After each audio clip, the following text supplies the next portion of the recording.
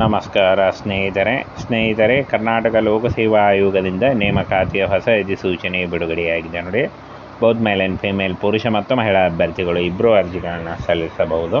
ಹಾಗೆ ಕರ್ನಾಟಕ ಸರ್ಕಾರಿ ಉದ್ಯೋಗಗಳು ಹಾಗೆ ಕಾಯಂ ಉದ್ಯೋಗಗಳಾಗಿರ್ತವೆ. ಈ ಒಂದು ಹುದ್ದೆಗಳು ಸಂಪೂರ್ಣವಾಗಿ ಕಾಯಂ ಉದ್ಯೋಗಗಳಾಗಿರ್ತವೆ ನೋಡಿ. ಇನ್ನು ಈ ಒಂದು ಹುದ್ದೆಗಳಿಗೆ ಅರ್ಜಿ ಸಲ್ಲಿಸುವಂಥ ಅಭ್ಯರ್ಥಿಗಳಿಗೆ ಕರ್ನಾಟಕದಿಂದ ಯಾರು ಬೇಕಾದರೂ ಅರ್ಜಿಗಳನ್ನು ಸಲ್ಲಿಸಬೇಕಾಗತ್ತೆ. ಹಾಗೆ ಜಸ್ಟ್ SSLC ಕೇಳಿದ್ದಾರೆ ನೋಡಿ. 10ನೇ ತರಗತಿ ನೀವೇನಾದರೂ ಪಾಸ್ ಆಗಿದ್ದರೆ ನೀವು ಅರ್ಜಿಗಳನ್ನು ಸಲ್ಲಿಸಬಹುದಾಗಿರುತ್ತೆ.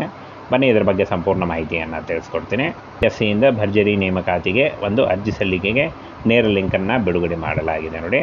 ಇನ್ನು ರಾಜ್ಯದ ಪ್ರತಿಷ್ಠಿತ ಸಂಸ್ಥೆ ಆಗಿರುವ ಕರ್ನಾಟಕ ಲೋಕಸೇವಾ ಆಯೋಗದಿಂದ ಹೊಸ ನೇಮಕಾತಿಯ ಅಧಿಸೂಚನೆಯಾಗಿರುತ್ತೆ.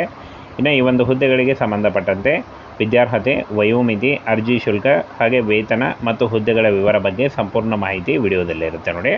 ಇನ್ನು ವಿದ್ಯಾರ್ಹತೆಯನ್ನು ನೋಡೋದಾದರೆ SSLC ಮತ್ತು PUC ಹಾಗೂ ITI, ಡಿಪ್ಲೊಮಾ, ಡಿಗ್ರಿ ಹೊಂದಿದಂಥ ಅಭ್ಯರ್ಥಿಗಳು ಅರ್ಜಿಗಳನ್ನು ಸಲ್ಲಿಸಬಹುದಾಗಿರುತ್ತೆ, ಬೋತ್ ಮೇಲ್ ಆ್ಯಂಡ್ ಫಿಮೇಲ್.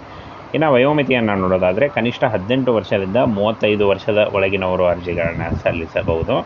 ಅದರಲ್ಲಿ SC ST ಪ್ರವರ್ಗ 1 ಈ ಒಂದು ಅಭ್ಯರ್ಥಿಗಳಿಗೆ 5 ವರ್ಷದ ವಯೋಮಿತಿ ಸಡಿಲಿಕೆ ಇದ್ದರೆ, 2A 2B ಮತ್ತು 3A 3B ಅಭ್ಯರ್ಥಿಗಳಿಗೆ 3 ವರ್ಷಗಳ ವಯೋಮಿತಿ ಸಡಿಲಿಕೆ ಕೂಡ ಇರುತ್ತೆ ನೋಡಿ.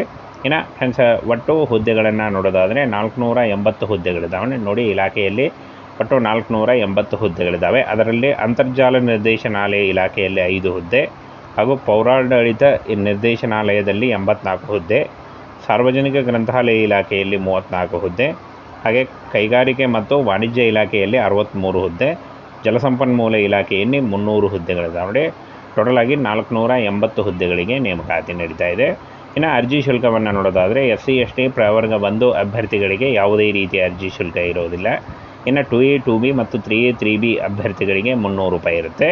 ಹಾಗೆ ಸಾಮಾನ್ಯ ವರ್ಗದ ವಿದ್ಯಾರ್ಥಿಗಳಿಗೆ 600 ರೂಪಾಯಿ ಅರ್ಜಿ ಶುಲ್ಕ ಇರುತ್ತೆ ನೋಡಿ. ಅರ್ಜಿ ಶುಲ್ಕವನ್ನು ನೀವು ಆನ್ಲೈನ್ ಮೂಲಕ, net banking, credit card, debit card ಮೂಲಕ ಪೇ ಮಾಡ್ಬೋದು. ಇನ್ನು ಇಲ್ಲಿ ನೋಡಿ, ವೇತನವನ್ನು ನೋಡೋದಾದರೆ 43,000ದಿಂದ 83,000ವರೆಗೆ ಪರ್ ಮಂತ್ ಸ್ಯಾಲ್ರಿ ಆಗಿರುತ್ತೆ. ಇದು ಜಾಸ್ತಿ ಕೂಡ ಆಗ್ತಾ ಹೋಗುತ್ತೆ. ಇನ್ನು ಆಯ್ಕೆ ವಿಧಾನವನ್ನು ನೋಡೋದಾದರೆ ಮೊದಲು ಕನ್ನಡದಲ್ಲಿ ಲಿಖಿತ ಪರೀಕ್ಷೆ ನಡೆಸಿ ಆನಂತರ ಸಂದರ್ಶನದ ಮೂಲಕ ಆಯ್ಕೆಯನ್ನು ಮಾಡಿಕೊಳ್ಳಲಾಗುತ್ತೆ ನೋಡಿ. ಸಂದರ್ಶನದಲ್ಲಿ ಪಾಸಾದಂಥ ಅಭ್ಯರ್ಥಿಗಳನ್ನು ಇಲ್ಲಿ ನೋಡಿ, ಲಿಖಿತ ಪರೀಕ್ಷೆಯಲ್ಲಿ ಪಾಸಾದಂಥ ಅಭ್ಯರ್ಥಿಗಳಿಗೆ ಸಂದರ್ಶನದಲ್ಲಿ ಒಂದು ತೆಗೆದುಕೊಂಡು ಆಯ್ಕೆ ಮಾಡಿಕೊಳ್ಳಲಾಗುತ್ತೆ.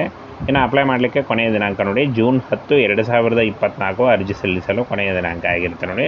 ಈ ಒಂದು ಕೊನೆಯ ದಿನಾಂಕದೊಳಗಾಗಿ ನೀವು ಅರ್ಜಿಗಳನ್ನು ಸಲ್ಲಿಸಬಹುದು.